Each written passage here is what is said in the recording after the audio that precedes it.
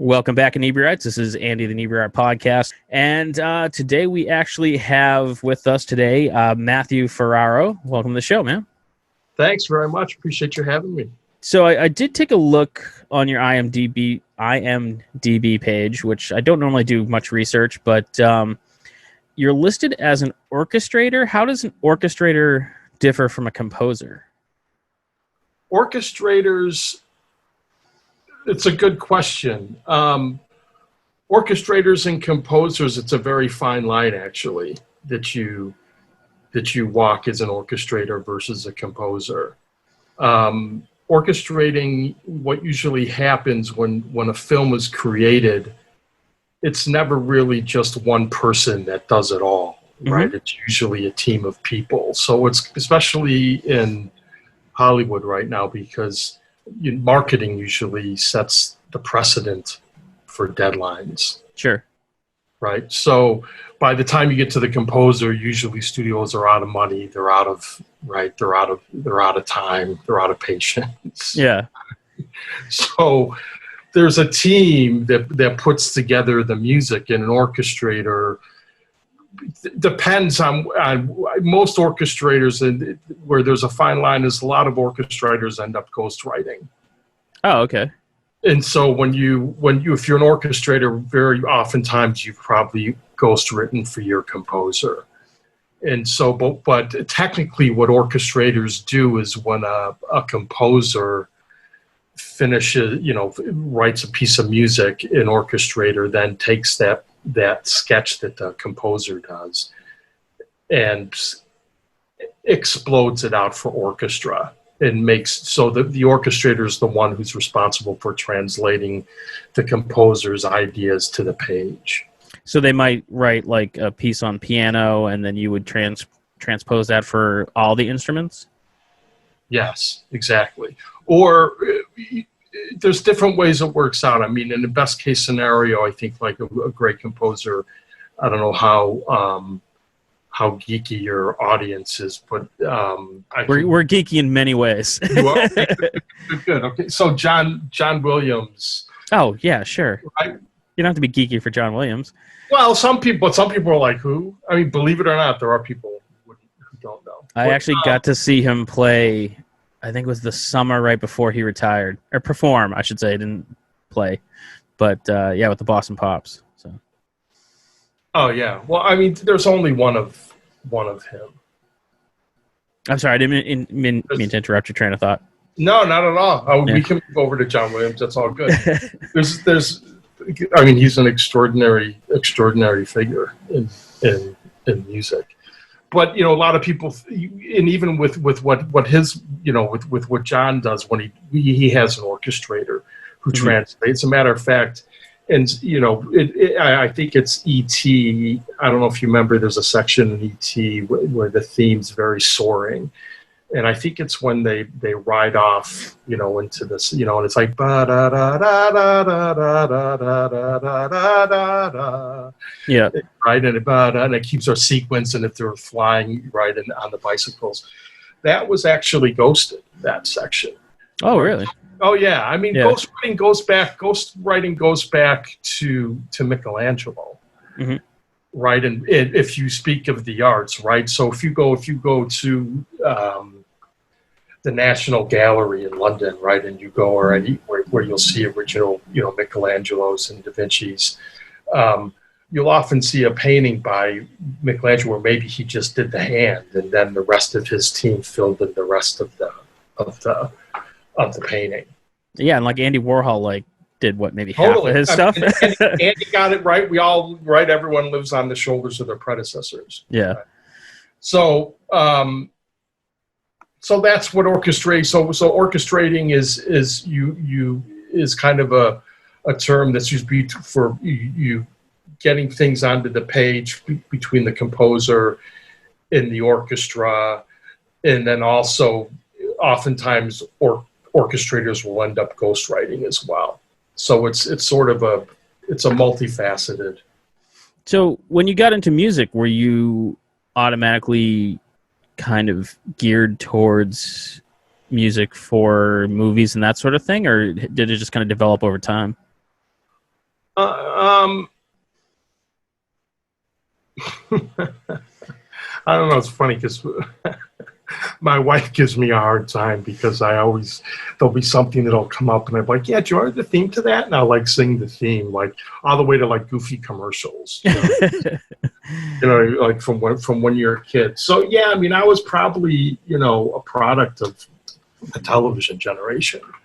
And I grew up, I was kind of as a kid, I was really asthmatic. And so on the weekends, rather than sometimes going out and in the summers, I'd have to be inside, because of my asthma. And I used to love watching the Boston Pops. Ironic that you speak of the Boston Pops. And so that was a big thing. I was sitting there and kind of geeking out, to all the different sections of the band and watching them perform. So it's one of those things, but music was kind of in my family, and some of the blood. And I think you see that a lot with musicians.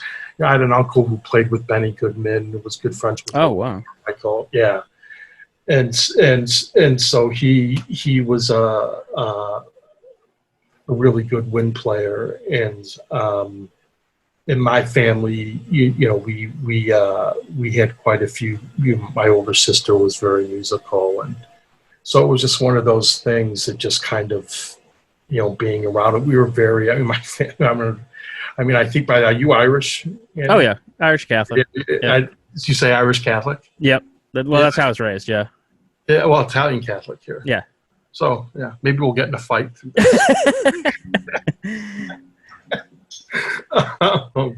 that. Yeah. So my household, big Italian Catholic family. Mm-hmm. And a lot of chaos. So for me, music was kind of a respite for me. Nice. Right. I remember like being a kid and like the first time I heard that, Star Wars theme roll by, and it was so like, I don't know, moving, I guess is the only thing you said. Was there like one thing that like struck you as far as movies or TV that you're like, oh, I want to do that? No, it's funny. Then that's another great question. I wasn't one of those kids who was like, I wanted to grow up to be John Williams. Yeah. So I just grew up loving music, right? And so for me, my original passion actually also too, apart from watching a lot of television, was my father was a huge jazz fan because I think of my uncle and things like that, and different people in the family who were. So he was really quite a big fan of Satchmo. Oh, okay. So, and Gene Krupa, right? Yeah. So I grew up listening to those early big band records, right? All that stuff, and Count Basie and Woody Herman, and so that was sort of the tradition that my father explained. And the classical side for me, I was actually exposed to that through just my education. And when you play as a kid, I loved playing in the orchestra. I was really fascinated being in either the orchestra or the band, just the massive sounds that you could create in those ensembles. If you had a fun part as a percussionist sitting in the back of the band, it was fun to really hammer on. Was that your first your instrument, percussion? Yeah, I started out as what was funny as a kid. I started out as piano because my sister was a really amazing pianist, and so I started. But I had a piano teacher who was just ruthless, and she made me like cry every week when I'd go into the lessons. She was brutal. She was really. She was like something she could have been like out of one of those animated movies. She had like the white hair that didn't move, and it's a long pointy nose and very kind of spindly. And an amazing player, but really, really kind of harsh with her students. So I played for like 6 months, but I liked playing the instrument, but I would tolerate the lessons. Then my parents had a Christmas party, and we had a lot of crazy neighbors who were musicians, and they all brought their instruments. So our living room was like, was a small sound stage. Oh, that's cool. We had a piano in the room, and then our neighbor brought a drum set, and then another neighbor had guitars. Another neighbor was a sax player, right? And so they come over on Christmas parties. My parents would have these roaring, insane parties. And it's funny because they were World War II, World War II generation. Maybe it was, post-war. Yeah. To celebrate. And that's where I picked up the drums. Oh, nice. Yeah. And they left a kid at our house, and I just fell in love with him. And then I got fascinated with Buddy Rich. I don't know if you know who was right? Gene Krupa, Buddy Rich, and all of the big, great jazz drummers. And so that was kind of my thing as a kid, and I still played piano. And because of that, I think when you play a rhythm instrument, but also an instrument like piano is a very critical instrument because it gives you an overview of everything. Right, because you're kind of playing the melody and the bass line. And it's funny that you mentioned a teacher like having kind of a negative influence. It always seems to be like there's music teachers that are like that. I remember when I first picked up instruments as a kid, I had great teachers, and then I think it was my junior year in high school, we got a new band director, and he was such a tyrant when it came to marching band that I got to my senior year. I'm like, this is my senior year, man. I'll play concert band, I'll play jazz band, but I'm not doing marching band. And he's like, you can't do one without the other. And I'm like, okay. And I called his bluff, and I just kind of walked away from it. Because I hate marching band. I was in marching band. I was a big marching bandy person.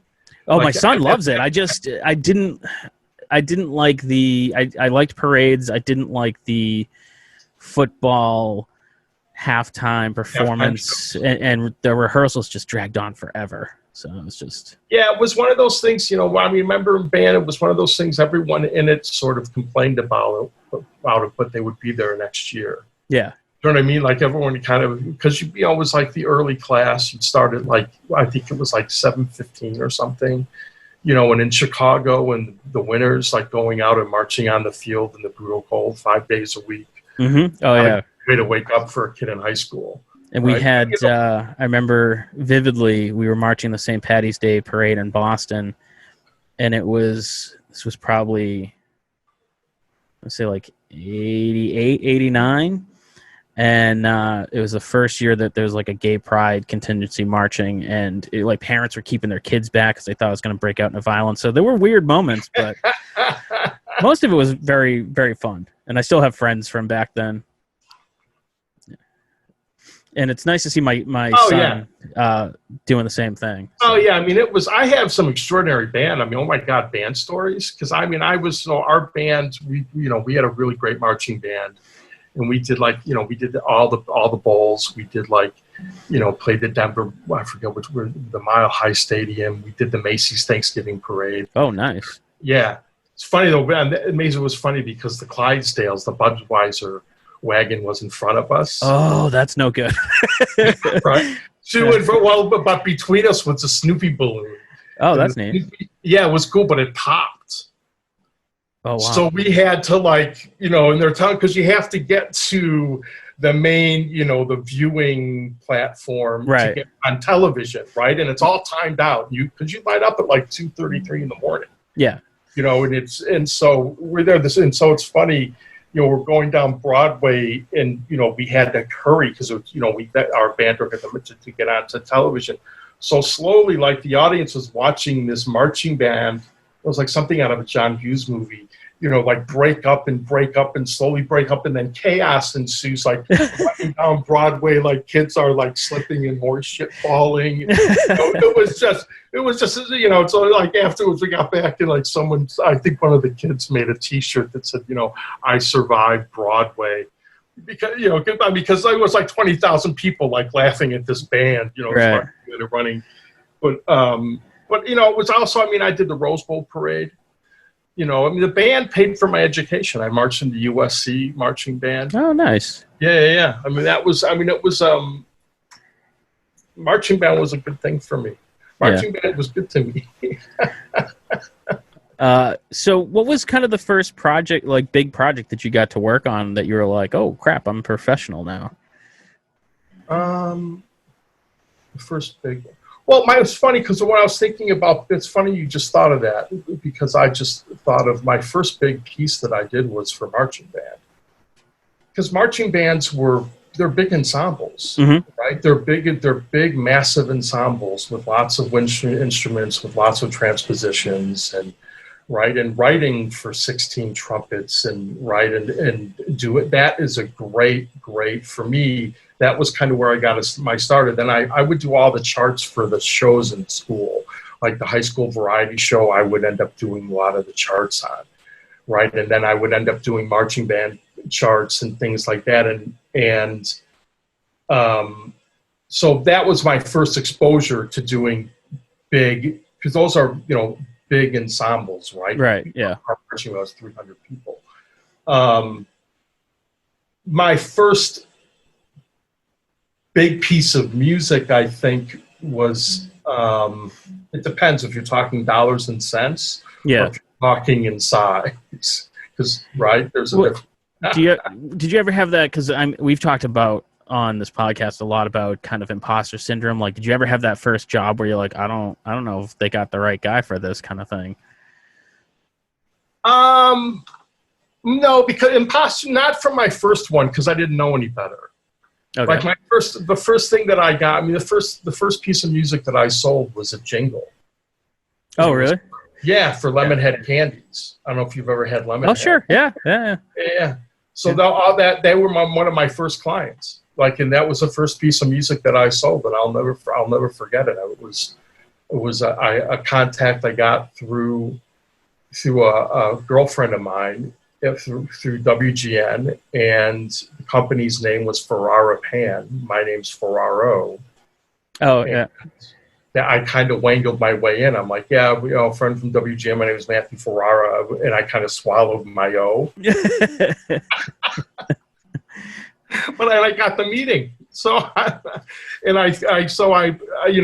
never forget. I pitched them. It was called the Lemonhead Shuffle, and there were, the owner and his son. Was an old gentleman sitting behind a desk, with bald head, and he's totally, all of a sudden he just smacks his hand on his table. He's like, "Son, I like that. That sounds lemony to me." It sounds lemony. And that was my first, but that was a six-figure, that ended up being a big six-figure account. Yeah. For me, because I did music for, I went on to do their, Lemonheads, Boston Baked Beans, Atomic Fireballs. They had like a watermelon one, if I remember, or like a cherry one. Now I'm trying to remember that. This is going way back. The Boston Baked Beans were kind of cherry. Oh, okay. Yeah. But, and then, that was at the time when commercials were really lucrative. So I penned a lot of commercials, especially living in Chicago. So right? Are they not that lucrative anymore? Has that changed? Not like what it was. No, the industry's changed a lot. It's really, ever since 9/11, the whole advertising industry has just changed tremendously. Oh, wow. And also, I think with the advent of home recording, yeah, I think it's changed. No, I mean, those are really insane, great budgets. I had my own. I got asked to be I had my own house, my whole own music production house there. I think it was 5 years, 6 years, and we were close to seven figures. Tickling seven figures and coming off it, going on it, coming off of it. Yeah, in under 5 years. That's pretty good for a music house. Yeah. At that time. And yeah. So you've since moved on to other things like films and TV and video games. Am I correct in remembering that correctly? Yeah. Was that kind of, did you see that coming? Was that kind of a surprise? Because to be honest with you, like I've played, I don't play much anymore, but you don't really think much about the music. And I feel like video games now are such a huge production. They have writers and voice actors and, Oh, they're huge. Well, video games, you have to understand, video games, people probably don't think about this, but video games over the last at least 5 years have made, as outgoes Hollywood in terms of sales and what they bring in. The gaming industry is absolutely massive. So, I mean, some of the biggest ensembles that I worked with were in video games. I mean, we had one video game that did some music on, where we had a full 95-piece orchestra plus a taiko band. Oh, those are the drums, right? The big Japanese drums, that they brought in. So I mean, that's a massive ensemble for a video game. Yeah. Yeah. So I mean, we had, because when you think, it all comes down to, budget is about how big is your ensemble, right? More players, more money. Right. So the video gaming industry, and video gaming was fun, but I kind of stopped doing it after a while, just because I was doing a video game where there's sometimes just the brutality of gaming. Sometimes I just don't agree with. And also, you have a tendency in gaming, the music's always kind of it's video game music. It's like what it's meant to serve the gaming. So you're usually writing things like, okay, get the player to level 2. Okay, now get the player to level 3. Get them to level 4. It's always that kind of long crescendo type of a build that you're making. So, but it was good for a while. I mean, I had some great experiences on video games. So what's your favorite thing to write for? I like doing. I think I've been doing this. I mean, I've been doing this for a little while. So for me, I change. Like I like to. How do I explain this? That's a really good question. So I just like variety. Yeah. So I'm a big fan of variety, and I'm a big fan. Like nowadays, I like to do things that are kind of socially oriented and deal with social issues. I enjoy that. As a younger man, it was about the prize, right? Like all the big, and it was up. But as as you get a little bit older now, and so for me, it's more about expression and trying to see what I can do to give back. Falling was like that. I mean, Falling, and this was interesting. The track, it's it was written. It represented a new part of my phase in my writing. When you ask me what I'm interested in, a lot of things interest me. Right now, I've always been interested in the vocal experience, because there's something very primal about vocalizing, right? If you look at it, the form as an art form, it's probably one of the most primordial, I think, because it's just the voice, right? And it's got to be a little bit that we can all relate to it. I mean, I shouldn't say we all. That's kind of, most of us have a voice that we can, sing along to, even if we're not particularly good at it. But we kind of all have experience of singing at some level. Yeah, exactly. And I've worked with a lot of vocalists over the years, a lot of choirs. I've written a lot of choral music and things like that. So I've, in this part of my career, I've been asked to sing on a few things. So that was one of them, actually. That's Falling. That we were originally planning for another artist to do it, who backed out in the last second because of other commitments. And the director suggested we use my demo as the lead vocal. And so after a lot of hemming and hawing, I agreed. And so we decided to use that. So at this point, and then it was funny, right after that, I got called to sing a theme on a show about the Hells Angels. Oh, really? Yeah, so I ended up, so I thought, oh, why not? That would be something that I could easily pull off right now. But it's not like I'm looking to become a singer, do you know what I mean? But it's just, for me, it's another form of expression in the art that I practice. When you ask what I like to do best, I just like things that are challenging. But I work across formats. I work in the classical world. I work in film and television. I've worked in radio. I've done a lot of songwriting for people. I enjoy the variety of it all. I can totally relate to that. I mean, that's kind of, I love collaborating with people, and I love kind of jumping in without really knowing. I mean, that's how we got involved in this podcast. I turned to Fish. He's our editor and producer, and I was like, hey, I want to start a podcast. And he's like, so I'm going to have to learn how to edit audio now? And I'm like, yeah, okay, let's do that. And, it's, we're very much kind of, let's decide to do it and we'll figure it out as we go kind of people. Yeah. And it's just served us really well. Yeah. And that's sort of, I mean, I don't know if I would advise anyone to do that on their career, but my career too, I always looked at myself like Tarzan swinging through the jungle, and like every rope is a gig. Yeah. Just trying to make it from tree to tree. As long as there's another vine, you're okay.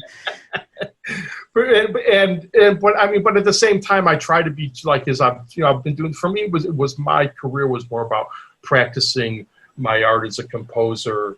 I enjoy the process of composition and creating and contributing to a process.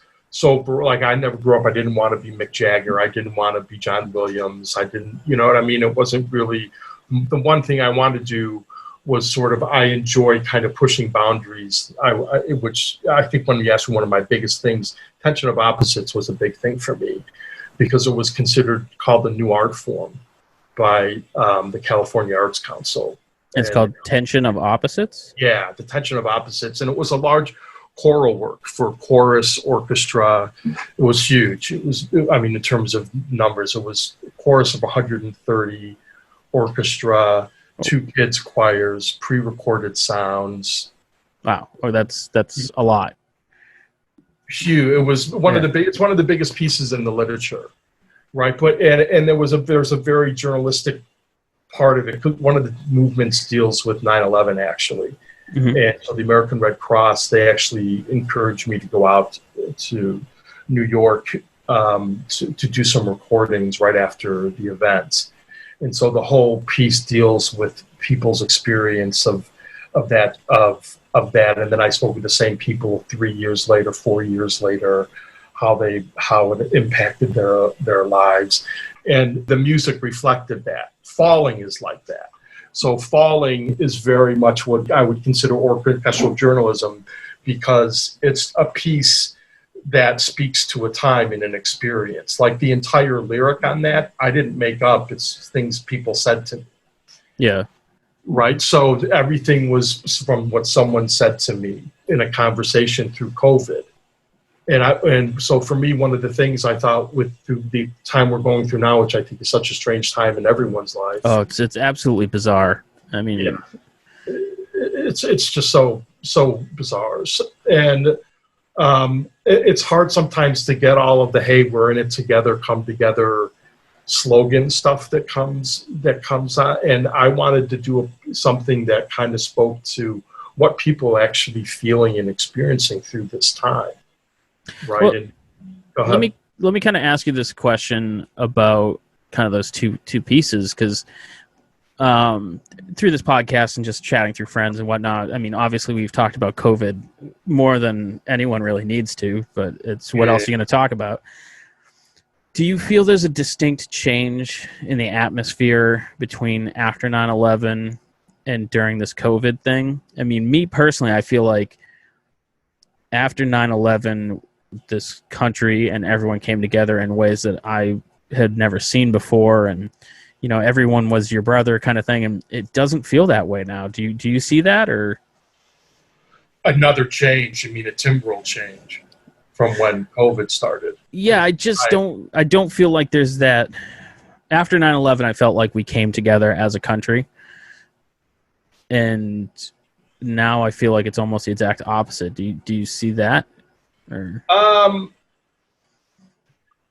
yeah, to a degree, I think and without getting into the political arena, I think that it's because of the leadership, right? I think with the leadership styles are very different between what happened 9/11, right, and then what's happened now. So I think our country was torn.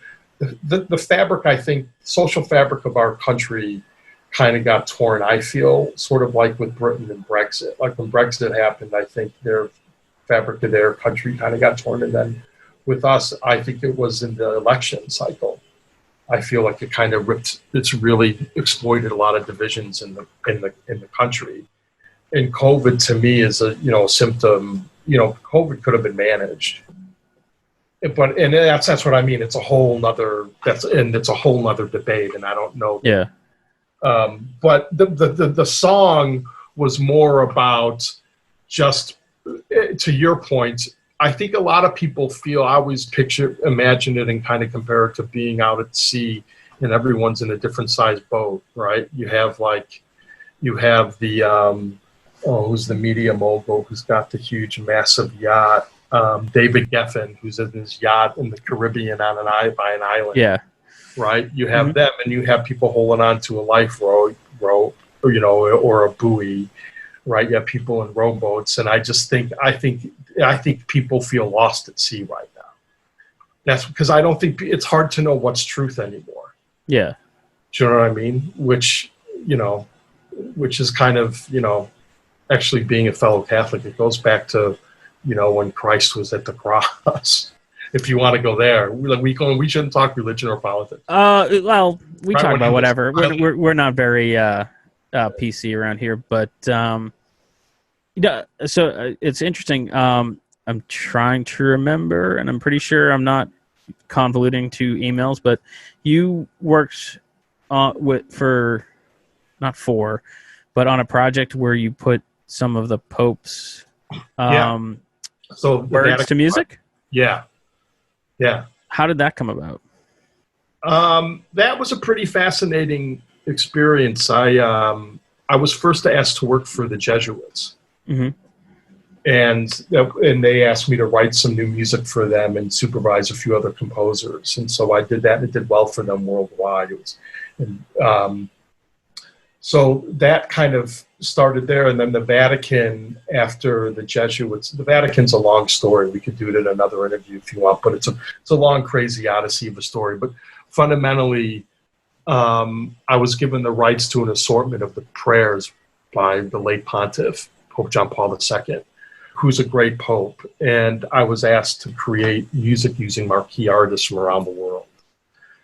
And so it was a very long project. I mean, it's years. I've worked for 10, 15 years. And it was all about celebrating the concept of acceptance and plurality. Pope John Paul II, as most popes can be controversial, but he wrote this document called Dominus Jesus that speaks to this concept of plurality. Can the Jew and the Hindu, and is there a place for all of them at the atheist at God's table? So Pope John Paul II was a pretty interesting pope, right? I mean, he was the first guy to bring all the religions together in the Conference of Assisi, right? The Jews consider him one of the 26 who hold up the world, right? First pope to bring a Jew into the Vatican. First Dominus Jesus, first pope to speak to the concept of plurality, wanted to be outside of the walls of the church rather than inside of them. I mean, he had some conservative ideas too, but he was also very, very progressive on that side, right? The rock star pope with Bono and the glasses. Yep. Right? All that. So he was an extraordinary figure. So I took his prayers and then adapted and wrote them with different marquee artists from around the world. It was fun. It's a great project. They still haven't released it. It should be released. I'm hoping they release it maybe this year or early next. Yeah, and COVID kind of put a damper. I was supposed to release on a lot of things. Yeah. But to kind of go polar opposite, to show that how much you like to variety kind of things, you also worked on things like Futurama and The Incredibles. Yeah, fun gigs. Yeah, Futurama was probably one of my funnest projects in Hollywood to date, I would say. I mean, we had a fun show. We had a great team of guys. We had a live orchestra. It was 40 people, 40 of the best players from around the world. Great legendary session players that you grew up listening to, every week at Fox.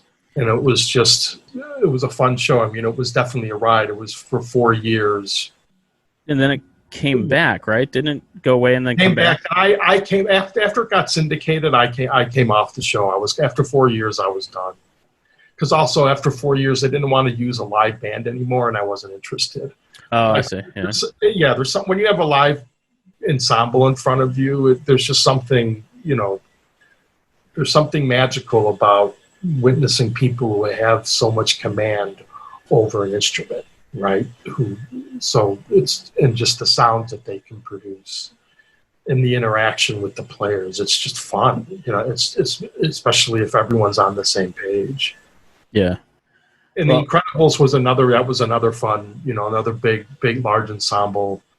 It's such a great song. Like the theme song to that is just remarkable. Yeah. It's funny. Both of those themes are funny story. Futurama, fundamentally the theme is Louie backwards. Really? Yeah. Huh. Yeah.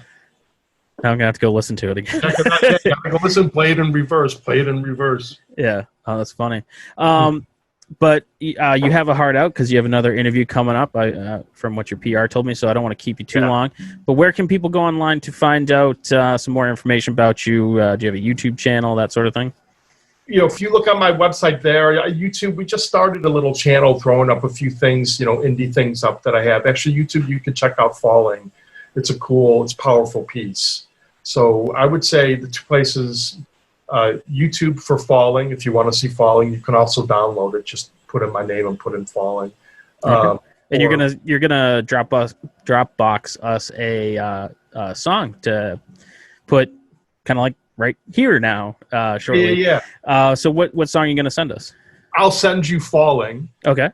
And then www.matthewferraromusic.com. That has samples of different stuff that I've done. And then if you can look me up on YouTube or Google and IMDb and all those places. And IMDb is just strictly stuff that I've done as a hired gun for other people. But the other things that I do independently, you just gotta Google, like Tension of Opposites.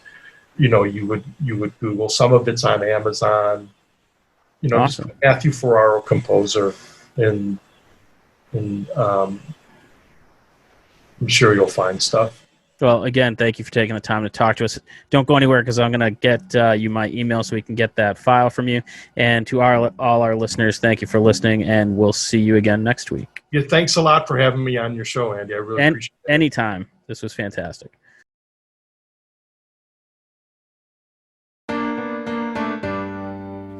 Another day, I'm all alone. It's shattered pieces inside me, filled with anxiety. I don't understand my own homeland. United in blindness, divided we are. Falling,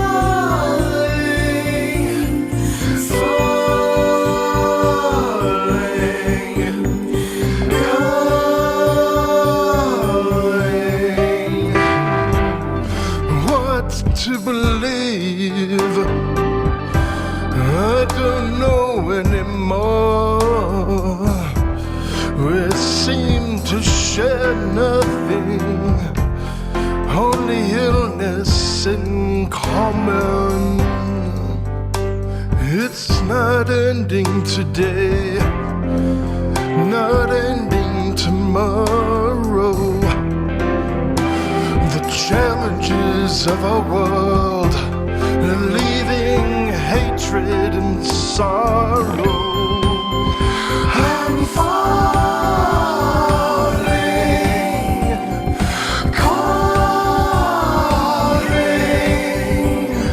out for love. I heard on the news that no leader understands. They can't feel the blues. They only feel money. Why do our leaders fail us time and time again?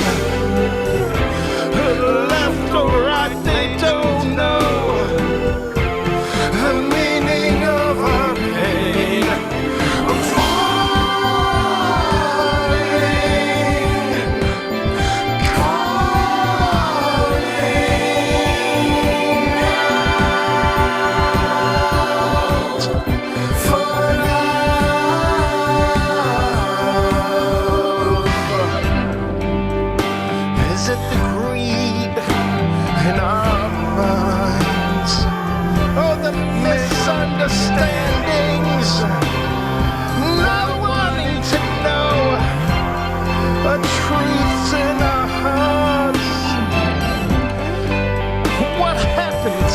friends. What's happening to me?